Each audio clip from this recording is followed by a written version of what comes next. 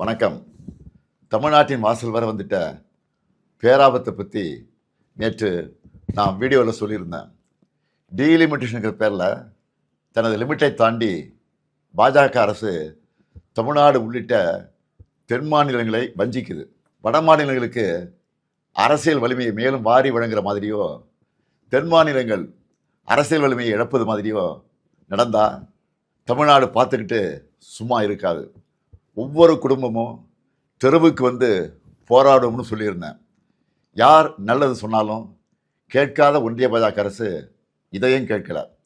சட்ட திருத்தம் கொண்டு வந்து நாடாளுமன்றத்தில் தமிழ்நாட்டின் குரலை ஒடுக்க பார்க்குறாங்க. நாளைக்கு கொண்டு வரப்போகிற சட்ட திருத்தத்தால் வட மாநிலத்துக்கும் தென் மாநிலங்களுக்குமான உறுப்பினர்கள் எண்ணிக்கை வேறுபடும். சும்மா பெயரளவுக்கு தமிழ்நாடு உள்ளிட்ட தென் மாநிலங்களுக்கு தொகுதி அதிகரிக்கணும்னு சொல்லிட்டு அவங்களுக்கு சாதகமான வட மாநிலங்களுக்கு மிக மிக கூடுதலாக தொகுதிகளை அதிகரித்து நம்ம தென் மாநிலங்களின் பிரதிநிதித்துவமே தேவை இல்லை என்ற நிலைமையை கொண்டு வர போகிறாங்க. இதைத்தான் எங்களுக்கு கிடைக்கப்படும் மாபெரும் அநீதி என சொல்கிறோம். மக்கள் தொகையை கட்டுப்படுத்தினதுக்காக தென் மாநிலங்களுக்கு தண்டனை இது. தேச நலனுக்காக, தேச வளர்ச்சிக்காக நாங்கள் துணை நின்னா எங்களுடைய அரசியல் உரிமையை பறிப்பீங்களா? இதை விட கொடுமை என்ன இருக்க முடியும்? பிரதமர் மோடி அவர்களே, தமிழர்களையும் தென் மாநில மக்களையும் இரண்டாந்தர குடிமக்களாக பார்க்குறீங்க. டெல்லி பாஜகவுக்கு தமிழர்கள் யாருன்னு காட்ட வேண்டிய நேரம் வந்துருச்சு.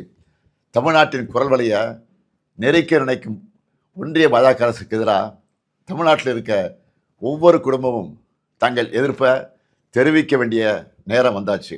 நாளைக்கு நாடாளுமன்றத்தில் அவங்க கொண்டு வர போகிற சட்ட திருத்தத்துக்கு எதிர்ப்பை காட்டுற மாதிரி தமிழ்நாட்டில் எல்லாரும் நம்ம வீட்டில் கருப்பு கொடியை ஏற்றுவோம். கருப்பு சட்டத்தை எதிர்த்து நம்ம எதிர்ப்பின் அடையாளமாக கருப்பு கொடியை ஏற்றுவோம். இந்தியாவை இருண்ட காலத்திற்கு அழைச்சிட்டு போகிற எதேச்சதிகார பாஜக அரசுக்கு எதிராக கருப்பு கொடி ஏற்றுவோம். இது தமிழ்நாட்டுக்கும் டெல்லிக்குமான தேர்தல் என நான் சொன்னதை பாஜக தொடர்ந்து நிரூபிக்குது.